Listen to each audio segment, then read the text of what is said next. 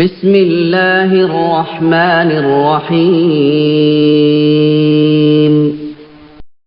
ایسی مزید ویڈیوز دیکھنے کے لیے ہمارے چینل کو سبسکرائب کریں اور بیل آئیکن پر کلک کریں۔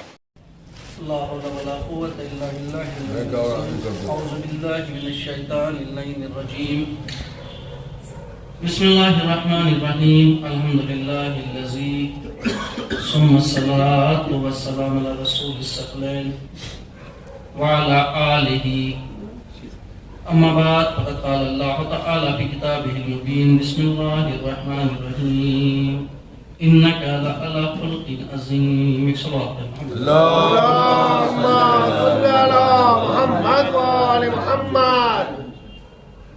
سب سے پہلے اللهم صل على محمد وعلى محمد وآل محمد۔ سب سے پہلے اپنے امام زمانہ کی خدمت میں، اس کے بعد تمام مومنین کی خدمت میں جشن مطلع نورین کی مبارکباد دیتا ہوں۔ اس کے بعد کلام پاک کی جو آیت جس میں نبی کے اخلاق کا تذکرہ پروردگار کر رہا ہے، انکا لعلی خلق عظیم، اے میرے حبیب آپ اخلاق کی بلند منزل پر فائز ہیں۔ سبحان اللہ۔ یہ نبی کا اخلاق تھا کہ لوگ نبی کے ہاتھوں پہ کلمہ پڑھتے ہوئے نظر آئے۔ تلوار کی زور پہ لوگوں نے کلمہ نہیں پڑھا ہے، یا یوں کہا جائے کہ تلوار کی زور پہ اسلام نہیں پھیلا۔ سبحان اللہ۔ نبی کا اخلاق اور اخلاق کے ذریعے اسلام پھیلا ہے، مسلمان ہوئے ہیں لوگ۔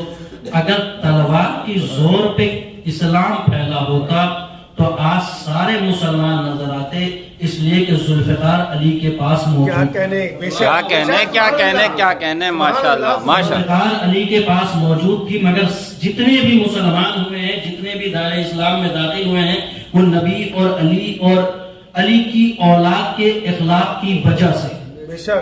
آپ دیکھیے نبی کی ولادت کا دن ہے اور نبی کے ساتھ نبی کے جانشین امام جعفر صادق علیہ السلام کی بھی ولادت کی اللهم صل على محمد وآل محمد۔ ایک واقعہ نبی کے اخلاق کے حوالے سے جو بہت ہی مشہور و معروف واقعہ ہے، آپ نے سنا ہے، بارہا سنا ہے کہ نبی جب راستے سے گزرا کرتے تھے تو ایک بڑھیا تھی جو اکثر نبی کے اوپر اپنے گھر کی ساری غلاظتیں ڈال دیا کرتی تھی، سارا کوڑا سارا کرکٹ ڈال دیا کرتی تھی۔ ایک دن نبی اس راستے سے گزرے مگر کوڑا نہ پڑا، دوسرے دن گزرے کوڑا نہ پڑا، تیسرے دن گزرے کوڑا نہ پڑا۔ نبی یہ سمجھ رہے ہیں شاید میرے آنے جانے کی وقت میں تبدیلی ہو گئی ہے، اس وجہ سے لوگوں سے دریافت کیا، پوچھا آخر بتاؤ وجہ کیا ہے کہ وہ بڑھیا کہاں ہے جو اکثر میرے اوپر غلاظت پھینکا کرتی تھی؟ کہا وہ بیمار ہو گئی ہے، وہ بیمار پڑی ہوئی ہے۔ جیسے ہی کہا بیمار ہوئی ہے، نبی اس کے گھر گئے۔ اب جیسے ہی اس نے نبی کو اپنے گھر پہ دیکھا اور دیکھنے کے بعد سے کیا کہا کہ محمد تم اب آئے ہو جب میں بستر علالت پہ پڑی ہوئی ہوں، آنا تو اس وقت چاہیے تھا جب مجھے کوئی روگ نہ تھا، کوئی بیماری نہیں تھی، تاکہ میں تمہارا مقابلہ کر سکتی۔ مگر نبی کا اخلاق دیکھیے، نبی نے کہا میں تجھ سے مقابلہ کرنے کے لیے نہیں آیا، میں نے یہ سنا ہے کہ تیری طبیعت خراب ہے، تو بیمار ہے، تیری عیادت کے لیے آیا ہوں، بتا دوا لی یا نہ لی، کھانا کھایا یا نہ کھایا، کوئی تیری خدمت کے لیے ہے یا نہیں۔ جیسے ہی اس نے نبی کا یہ اخلاق دیکھا، فوراً کہا کہ یہ نبی اس لائق نہیں ہے کہ اس کے اوپر گھر کی غلاظتیں پھینکا جائے، بلکہ اس کا دست مبارک اس لائق ہے کہ اسے چھوما جائے اور کلمہ پڑھا جائے اور مسلمان ہویا جائے۔ تو میرے یہ عزیزو، یہ نبی کے دست مبارک تھے جس پر صرف روح نے کلمہ نہیں پڑھا ہے، نہیں بے جان پتھر بھی نبی کے ہاتھ پر آ جائے تو وہ بھی کلمہ پڑھتے ہوئے نظر آئے۔ ایک صلوات پڑھی محمد علی جلدی بہت اختصار میں، چونکہ وقت کے حصے کا وقت کم آیا ہے۔ جیسا ماحول ویسی تبلیغ نبی نے کی ہے۔ آپ دیکھیے کہ صحابیوں سے بھری ہوئی مسجد، اس مسجد میں جہاں صحابی موجود تھے، ایک شخص مسجد میں داخل ہوا۔ جو مسجد میں داخل ہوا اس نے ادھر ادھر دیکھا کہ شاید کہ کہیں ایسی جگہ مل جائے جہاں پر وہ بیٹھ سکے۔ مسجد اور مجالس کے اور محافل کے آداب کیا ہیں کہ جہاں جگہ ملے وہاں بیٹھ جاؤ، اپنی اوقات اور اپنی حیثیت کے اعتبار سے جگہ تلاش نہ کرو۔ بے شک بے شک سبحان اللہ۔ اسے ایک جگہ نظر آئی، وہ اس جگہ پر جا کر بیٹھ گیا، اس کے پہلو میں ایک امیر شخص بیٹھا تھا، جیسے ہی غریب و فقیر اس کے پہلو میں بیٹھا، اس نے اپنی ابا کے دامن کو سمیٹ لیا۔ نبی نے دیکھ لیا اور دیکھنے کے بعد سے کہا کہ اچھا بتا تیرا یہ عمل کیا ہے، تیرا یہ عمل کیا ہے؟ کہا کیا نہیں ہوا نبی اللہ؟ کہا میں نے دیکھا کہ جب یہ شخص بیٹھا تو تو نے اپنی ابا کے دامن کو سمیٹ لیا، یہ غریب یہ فقیر تیرے پہلو میں بیٹھا، تو نے اپنے ابا کے دامن کو سمیٹ لیا، بتا تو نے کیوں سمیٹا؟ کہا یا نبی اللہ میں نے یوں ہی سمیٹ لیا ہے، نبی تو نبی ہوتا ہے، رسول تو رسول ہوتا ہے، اور دلوں کے حال سے بھی واقف ہوتا ہے۔ اس نے کہا اتنا یاد رکھنا کہ میں رسول ہوں، نبی نے کہا اتنا یاد رکھنا میں رسول ہوں، میں دلوں کے حال سے بھی واقف ہوں، بتا تو نے اپنی ابا کے دامن کو کیوں سمیٹا؟ اس نے کہا یا نبی اللہ مجھ سے خطا ہو گئی، مجھے اس بات کا ڈر تھا کہ کہیں اس کی غریبی کا سایہ میری امیری پہ نہ پڑ جائے، اس کی غریبی کا سایہ میری امیری پہ نہ پڑ جائے، میں معافی چاہتا ہوں یا نبی اللہ۔ میں مسجد میں بھری ہوئی صحابیوں سے بھری ہوئی مسجد میں کہہ رہا ہوں کہ یا نبی اللہ میں اپنی غلطی مانتا ہوں، اپنی غلطی تسلیم کرتا ہوں، میں معافی چاہتا ہوں یا نبی اللہ مجھے معاف کر دیجئے۔ نبی نے کہا نہیں، معافی مجھ سے کیوں مانگ رہا ہے؟ جس کا دل دکھایا اس سے معافی مانگ، اگر اس نے معاف کر دیا تو اس کے خدا نے معاف کر دیا۔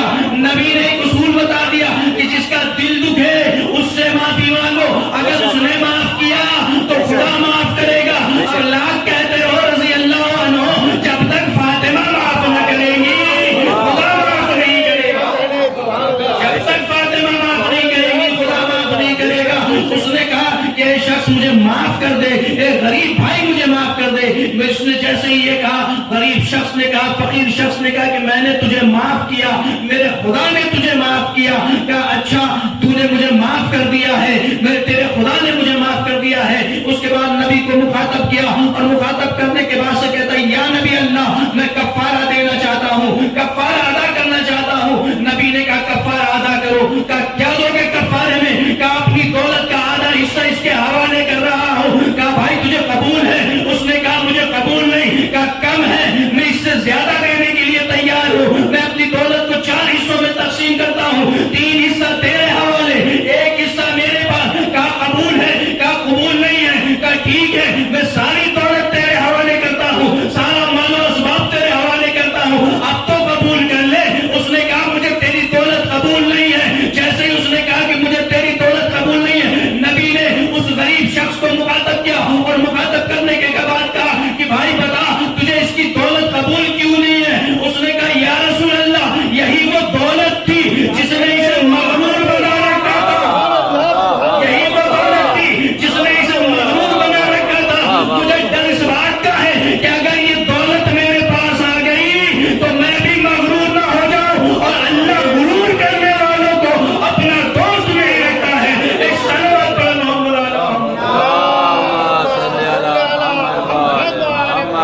یہ تو نبی کا اخلاق ہے، سبحان اللہ سبحان نبی کے درس ہے، نبی کی تعلیمات ہے۔ آپ دیکھیے جو نبی کا جانشین ہے،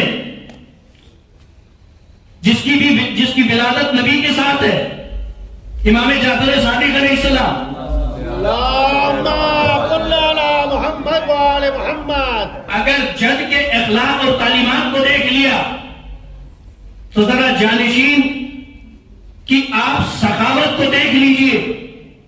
منا کا میدان ہے، امام جعفر صادق علیہ السلام موجود ہے، ایک شخص آیا اور اس نے مطالبہ کیا کہ مجھے کچھ دے دیجئے، مجھے کچھ عطا کر دیجئے۔ امام کے سامنے ایک تشت رکھا تھا جس میں انگور موجود تھے، امام نے انگور اٹھایا، اسے عطا کرنا چاہا۔ اس نے کہا کہ فرزند رسول مجھے اس انگور کی ضرورت نہیں ہے۔ کہا پھر کیا چاہیے؟ مجھے کچھ درہم و دینار دے دیجئے۔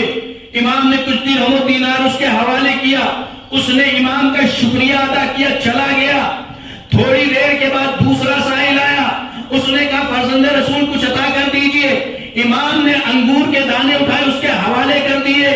جیسے ہی اس کے حوالے کیے، اس نے کہا کہ پروردگار تیرا شکر ہے کہ آج مجھے نئی روزی ملی، نئی نعمت ملی۔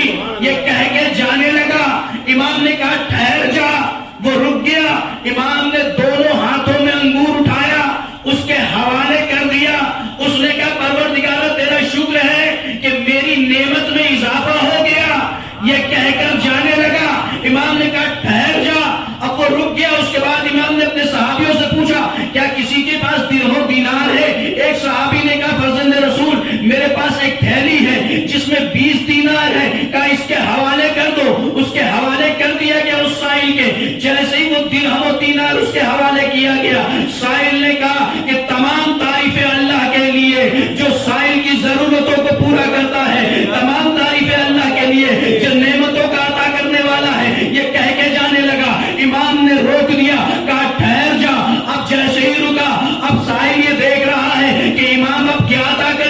انگور دے چکے، درہم و دینار دے چکے، صحابی بھی دیکھ رہے ہیں کہ امام اب کیا دیں گے، اس لیے کہ درہم و دینار نہیں ہے، انگور عطا کر چکے ہیں۔ سائل کبھی دائیں دیکھتا ہے، کبھی بائیں دیکھتا ہے، امام کھڑے ہوئے اپنی عبا اتاری، اس کے حوالے کر دی، اپنی عبا اس کے حوالے کر دی۔